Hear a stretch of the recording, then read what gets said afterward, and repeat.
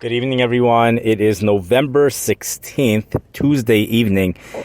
We're going to first take care of the hazards that are happening in our country and then discuss some exciting things that, if they're not happening this week, they're certain to happen next week. We also have quite dramatic stuff happening, especially in the drop in temperatures that many of the cities are going to be seeing. We also had record warmth today in Amarillo, Texas, or it certainly was forecasted to be in the mid-80s. The old record was 83 degrees. This was a record high. Very exciting here. And let's go. Let's just go here. Let's head over to Caribou, Maine. National Weather Service of Caribou, Maine has issued. I want to go over there and go there. National Weather Service of Caribou, Maine has mentioned that there's a very dangerous situation taking place over there where it has snowed and the snow is covering black ice that is underneath it. Therefore, people should be very careful if you are in Caribou, Maine. There also is a freezing rain situation taking place in Quebec City and Montreal. The only problem is that it's written in French. It's not written in English, and therefore I don't know that much about it. For some reason they wrote it in French. The Alaska, there's lots of hazards going on in Alaska. We have the Fairbanks National Weather Service, which is issuing wind chill warnings for wind chills going down to 50 below zero. And that's not just for Fairbanks. That's also in Anchorage, Alaska. They're also issuing such warnings. Was that the right thing? And then we have those winter storm warnings in effect for southern Alaska, especially the Alaska Panhandle, which, they don't always they do get snow every year, but the snowstorms, kind of like Chicago, a lot of them tend to go back and forth between snow and rain. And that's what's going to be happening for the first 2 or 3 of them. But the final one for this week is expected to remain snow, a heavy snow probably for the entire Panhandle of 3 to 12 inches, I would say. But some of the other storms expecting 6 to 12 inches. In fact, just for tonight, we have 3 cities in Alaska. One city, a lot more than 3 actually, but these are different cities which represent different areas of Alaska. We have one city, it's not Yakutut. Yakutut, Alaska is expected to get 6 to 12 inches of snow, but there's another place in Alaska, they're expecting 8 to 14 inches of snow that's also on the Panhandle. And the third place is Haines, Alaska, Haines. They're expecting 6 to 12 inches of snow. At some point, much of the snow will be changing over to rain towards the end. So that kind of makes things more doable. Headed off into, that's some major stuff. We also have storm warnings, there's a strong storm system in the Gulf of Alaska right now. Another strong storm system, which is in southern Canada, and that's going to be responsible. In fact, I don't even know if it's still in southern Canada. I think it may have gone to central Canada. That storm system is producing moderate to heavy snow, probably in the bullseye, it's 6 to 12 inches in Canada. I think you probably have Gulf moisture all the way down from the Gulf of Mexico, which is riding up that front. That front is a strong front, and it's going all the way down. In fact, some of these authors of these forecast discussions that don't ordinarily use terms like strong and intense and stuff like that, for this system, they are using such terminology. This is a strong terminology, a strong storm system. Strong cold front's going to be going all the way from Canada all the way down into the Gulf Coast. We're going to see even places like Houston, Texas, will be affected by this front, as we spoke about in the beginning of the week.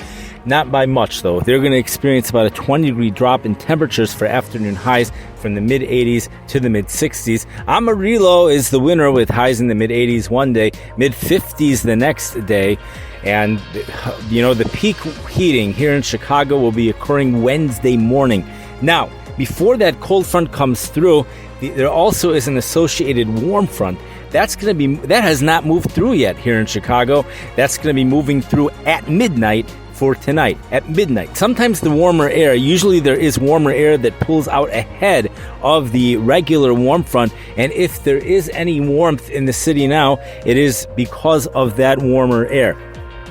We have tomorrow, the cold front's then going to come through, and we're going to see temperatures which are going to become much colder as high temperatures, upper 30s or low 40s after that. We will see a gradual warm-up after that towards the weekend. Then there's another weak or moderate storm system which will affect our area and bring colder air once again into our region. The main area of interest for meteorologists right now, for the weather enthusiasts, in fact, this is such an area of interest that you have meteorologists on television advertising to the public a storm system that's going to be taking place 10 days from now, as if they have the confidence as if it's tonight.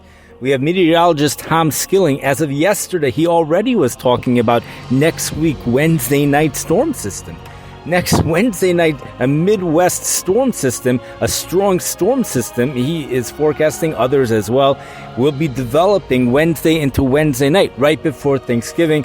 Probably Chicago will be on the rain side, and the snow side will remain up in the west, far to our west. Scotts Bluff, Nebraska, and North Platte, Nebraska would be cities that certainly should keep an eye on this snow. 6 to 18 inches is what my guess is. Now, why is there so much confidence? It's because it is the month of November, and when low pressure systems move across the Midwest for the month of November, especially as they approach the Great Lakes, even if it's a weaker low pressure system, these systems explode. I think that's why there's so much confidence, and this is also an ideal place for storms to develop. So even if there's only a couple of computer models, even just one, forecasting a storm system to form, it's pretty reasonable to assume there will be a storm system. It is the month of November. We have a large contrast in temperatures across the country, and we're still getting copious amounts of Gulf moisture. And the question is, where will that track go? And Chicago climatology tells us that Chicago is going to stay on the warm side, and cities perhaps like Minneapolis or the northern parts of Wisconsin, maybe even further north than Minneapolis. But somehow Scotts Bluff, Nebraska is getting in on the action this year. So it wouldn't be surprising to see something going on over there as well. That's far away from now. No question. We have frost advisories in effect from the New York. Actually, it was the Boston National Weather Service that issued a frost advisory for parts of New York City. It's really quite amazing because why can't the New York City National Weather Service issue such things for their own city? Why can't they issue that? But in any case, that's what we have. Frost advisories in effect for over there. We have freeze warnings, which are in effect for some places that one would have thought the growing season came to an end a long time ago. And I'm just trying to think where those freeze warnings are.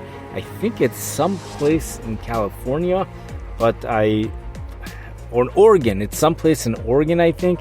And I was just very surprised to see that that's happening. Now, here's something which was quite amazing. So I know someone who tells me that Sunnyside, Washington is just hot. This is just really warm and it hits 110 a lot.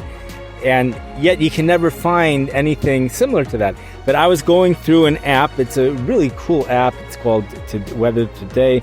And this one was hooked up with AccuWeather. You could hook it up with National Weather Service if you want. I was going through the app, and you see the different cities. Seattle, Washington, there's lots of flood advisories there. They just got through with a major storm system. They're going to be going a few days with a break before another system moves through. I think that one might be weaker, but then there will be another one, and I'm not sure about the situation over there. So anyways, then it comes to Sunnyside. and I see forecast highs in the low 90s, upper 80s to low 90s, day after day after day. I open up the to read what it says. It says it's very warm, highs in the low 90s, and I was like, "What is?" Well, I guess he really is right. It really is really warm over there. It's just unbelievable. So so the question is, what sunny side is this? And I went to the radar, and it showed that this is a sunny side that's located in Australia. In Australia, so that was the issue here.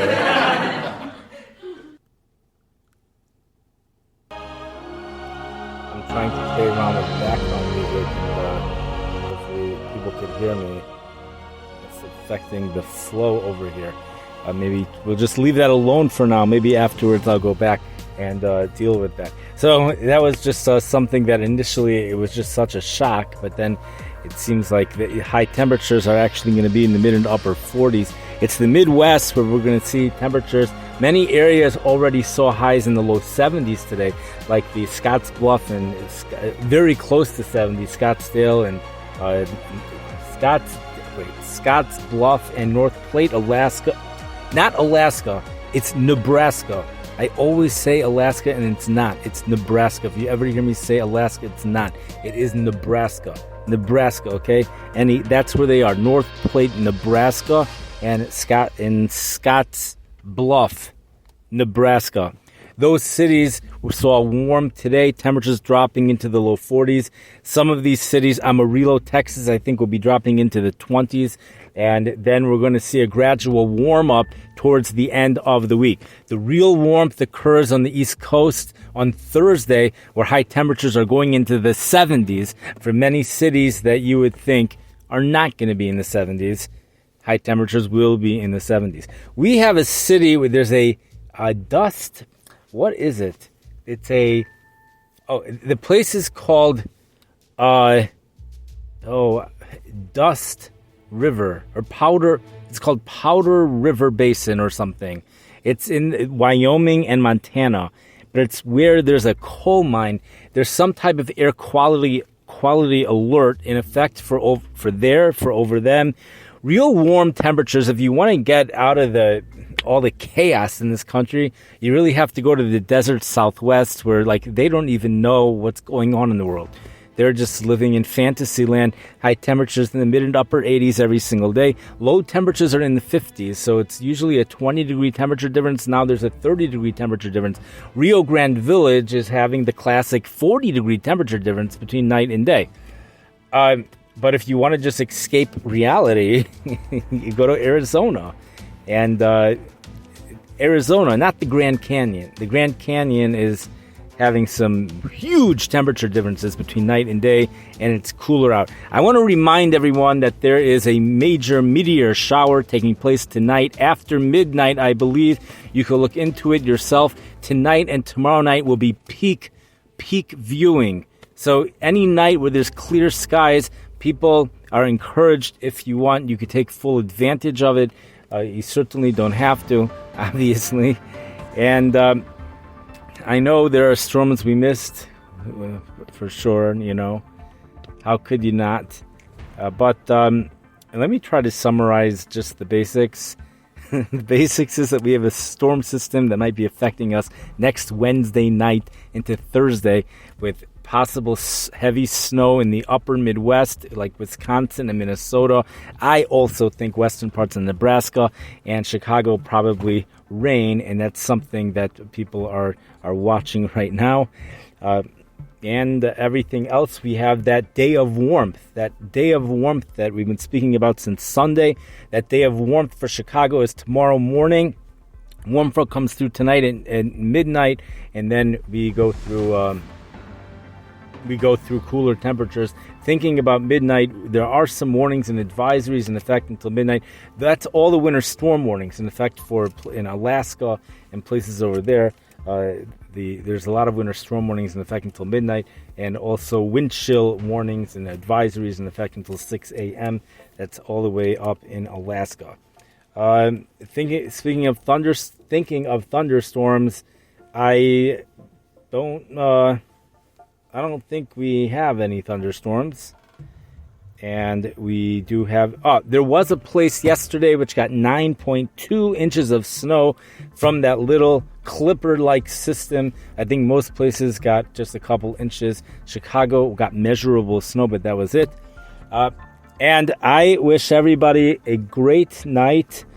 And you could look forward to tonight. Either if the sky is clear, you have those meteor showers. If it's not clear, it's probably because of the warm front here in the Midwest, so you can enjoy the warmth. And then tomorrow night, you could probably look forward to those meteor showers. I'm not sure if it's going to be clear, but I think it is because we have a cold front moving through tomorrow. And that usually there's high pressure behind that, bringing colder temperatures, but clearing skies. And the winds are going to be light tomorrow night. That is in the forecast, light winds tomorrow night. Please enjoy, everyone. I wish you a great night. Have a wonderful week.